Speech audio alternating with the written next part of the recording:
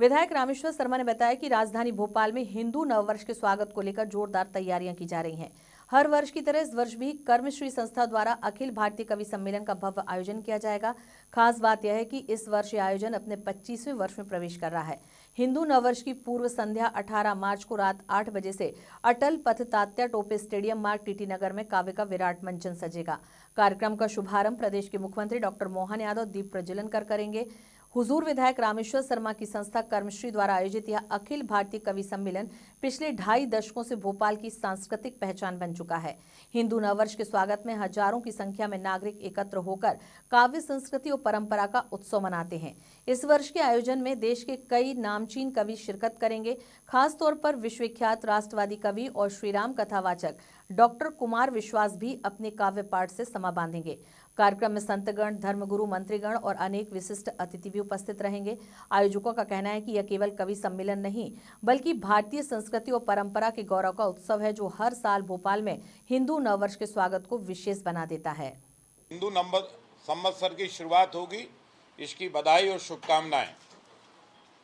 हिंदू नववर्ष के उपलक्ष्य में उसकी पूर्व संध्या पर 18 मार्च दिन बुधवार रात्रि 8 बजे अटल पथ तात्या टोपे स्टेडियम मार्ग राम मंदिर के समीप अखिल भारतीय कवि सम्मेलन का आयोजन किया जा रहा है।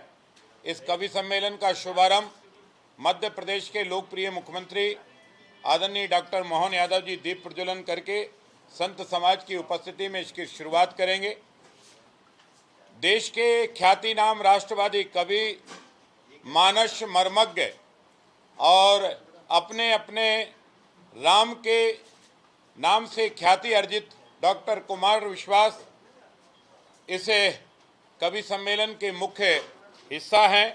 साथ में ही हमारे दिनेश बाबरा जी, संदीप भोला जी, कुशल कुशलेन जी, अजय अंजम जी और सानिया राय जी ऐसे सुप्रसिद्ध कवि जो वीर रस के भी हैं, गीत भी है, गजल भी है, हास्य रस भी है और भारत के परिदृश्य और अंतर्राष्ट्रीय परिदृश्य पर अपने तत्काल टिप्पणी और कविताएं देने वाले ऐसे अनेक कवि इसमें अवसर पर उपस्थित रहेंगे। हम संपूर्ण देशवासियों से आह्वान और प्रार्थना करते हैं कि संपूर्ण देशभक्त नागरिक अपने भारत के स्वाभिमान और संस्कृति को पहचानें, हमारे पूर्वजों के संघर्ष और उनकी गौरव गाथा का यश कीर्ति गाएं। राजाधिराज विक्रमादित्य महाराज जो विश्व के ख्याति नाम राजा हुए और कहा जाए तो विश्व की लगभग 64% से ऊपर की आबादी पर भारत का केसरिया परचम फहराया।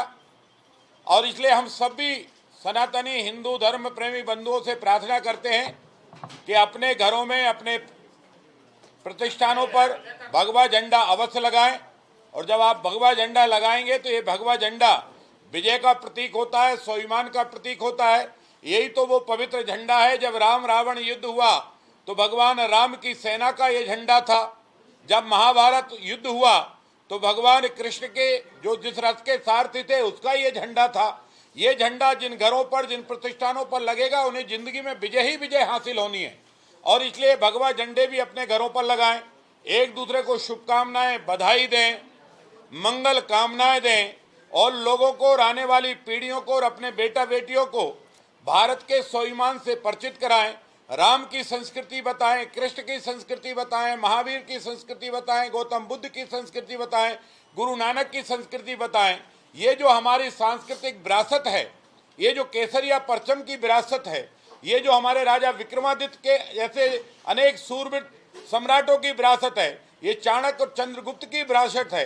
इस विरासत को दुनिया में फैलाने का वक्त है।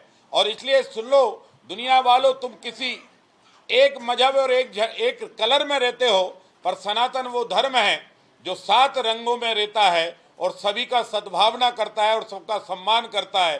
वैसे तो हम चींटी को चुन भी डालते हैं और जब युद्ध की ठान लें तो हम दशानन जैसे भी युद्ध करने में हमारे राम पीछे नहीं हटते हैं। और इसलिए मानवता की सेवा और मानवता की रक्षा का ये भारत का और हिंदू धर्म का एक मुख्य उद्देश्य है। और इसलिए मैं आप सबके माध्यम से पुनः राजधानी राजा भोज की नगरी भोपाल वासियों से, प्रदेशवासियों से, देशवासियों से ये गौरवशाली क्षणों में उपस्थिति की भी प्रार्थना करता हूं। नहीं आए तो टेलीविजन के माध्यम से सुने, फेसबुक के लाइव से सुने और एक दूसरे को बधाई जरूर दें और हिंदू होने का परिचय दें। हम हिंदू अगर बन गए तो हिंदुस्तान हमारी एकता अखंडता का जो है यशगान अवश्य करेगा। और इसलिए सबके मन में, आपका राजनीतिक दल कुछ भी हो सकता है, आपकी जाति कुछ हो सकती है, आपका मत कोई हो सकता है, आपका पंथ कोई हो सकता है, लेकिन हिंदुओं का हिंदुस्तान ये अलग नहीं हो सकता। इसलिए अपने हिंदुस्तान के लिए, अपनी संस्कृति के लिए, अपने केसरिया परचम के लिए, अपने राम के लिए, अपने कृष्ण के लिए, अपने महावीर के लिए, अपने गौतम बुद्ध के लिए, अपने गुरु नानक के लिए इनकी यश कीर्ति जरूर गाइए।